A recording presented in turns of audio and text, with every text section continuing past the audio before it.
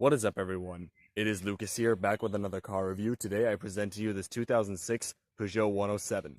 For today's video, I'm out here in Saint-Dizier in France, bringing you this particular 107.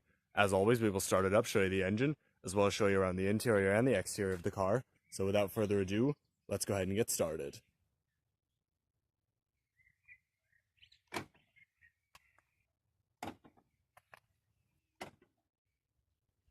This 107 has a dark gray exterior with a beige cloth interior, optional 5-speed manual transmission.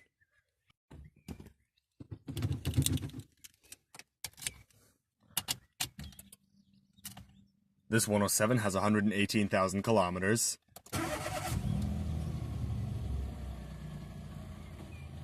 Starts right up.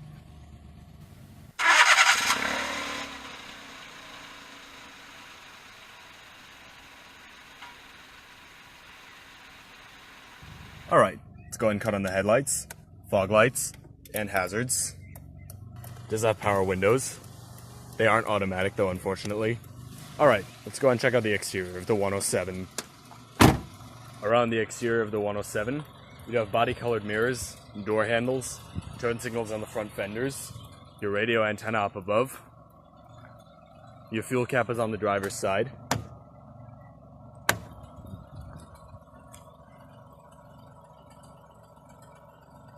Around back, here are your tail lights.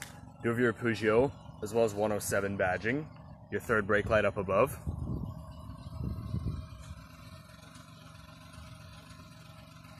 This 107 rides on Cuisalp tires. They are 155/65 R14s, so I have 14-inch steel wheels with plastic hubcaps.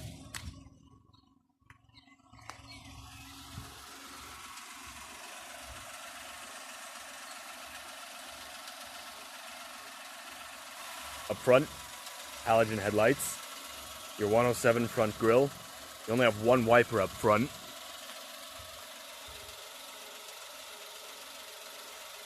Alright, let's go ahead and pop the hood.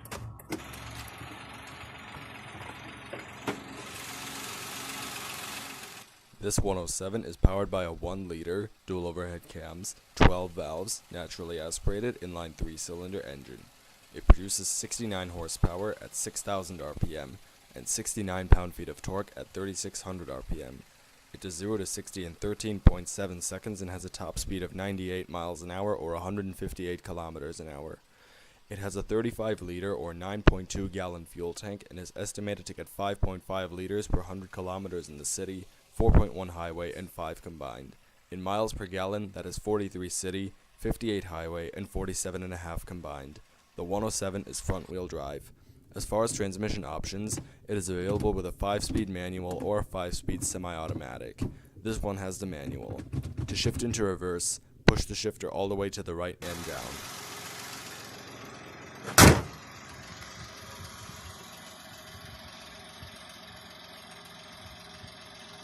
Coming back inside, you do get a 4-way manual driver's seat. You have your slide down there, as well as recline. The passenger side basically mirrors the driver's side, so there's no need to show that. On the door panels, you have rubberized material, metal right here. Got a plastic interior door handle, your power window switch, as well as storage down below. Right here, you got a little storage compartment, as well as headlight adjustment. Alright, so let's go ahead, hop inside, do a few revs, and see how it sounds.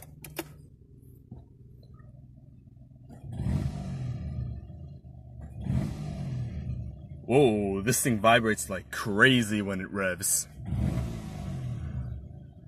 Something tells me there might be a problem with it, so I'm not going to rev it too much. Alright, that's enough.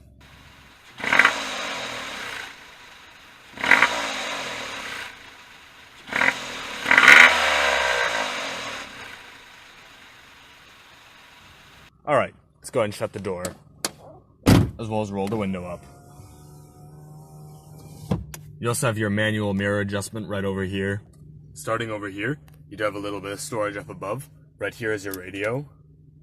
It is connected on aux right now, but you can change that to AM, FM, and do all that stuff. You got your eject button right over here, as well as your tuning buttons, 6 preset stations, volume, you can scan everything, as well as right here is your aux jack. If the radio's not on, it just shows the time. Down below that, you have single zone manual climate control. Right here is your fan speed. You got your temperature setting right here, and this knob is actually really cool. Same right over here, which includes your different zones, as well as your front defrost. Your rear defrost is right over here. Down below that, you got a 12-volt power outlet, cup holders, a little bit more storage, your e-brake, another cup holder behind the e-brake. There is no glove box in this vehicle. The steering wheel is a 3-spoke design steering wheel, which feels okay. Very weird horn. To the left of the steering wheel, you got your headlight stalk as well as turn signals, and to the right, your wipers.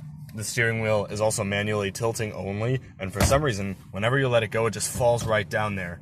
The gauge cluster also moves, so whenever you want to put the steering wheel back into its position, you kind of have to hold it in place with your knee, and then lock it in place. On the gauge cluster, you do have your speedometer, your warning lights, as well as your little display with your fuel gauge, as well as odometer. Nothing else in this vehicle on the gauge cluster. You have your sun visor with your vanity mirror. You have a manually dimming rearview mirror in this vehicle. And over here you do have some lights. So that's basically it for up front. Let's go ahead and check out the back seat.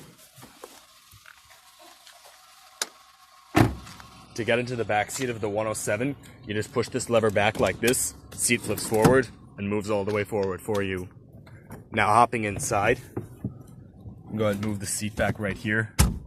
Now, the back seat of the 107 really is not a spot for people my size. This seat is not reclined back at all, but it is slid all the way back. And as you can see, I really do not have any leg room at all, and not much headroom either. Really, this back seat should not be reserved for tall people like myself. This is more of a city car and not a big family hauler. You also have storage compartments down below. And that's pretty much it for the back seat. To get out, there's another lever right here. Just pull that and move the seat forward, allowing you to get out. Then just move it back like this, and it locks in place. So let's go ahead and check out trunk space. Coming around to the trunk of the 107, go ahead and just press this button that releases the glass. And that's literally all of the trunk door on the 107. Now inside, there really is not a lot of space at all, but I mean, this is a small car, so don't expect much. This cargo cover was removed, but you can always install it. The seats do also fold by just pulling on these little straps, and then you just move them forward. That will increase the cargo space a decent bit. But that is pretty much it for the trunk on the 107.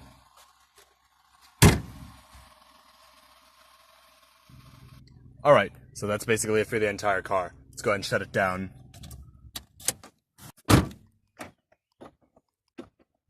So all of that will conclude the review on the 2006 Peugeot 107. I hope you enjoyed this video, and if you did, please leave a like or a comment and subscribe today if you haven't. I thank you all for watching, and I will see you on the next one. Goodbye.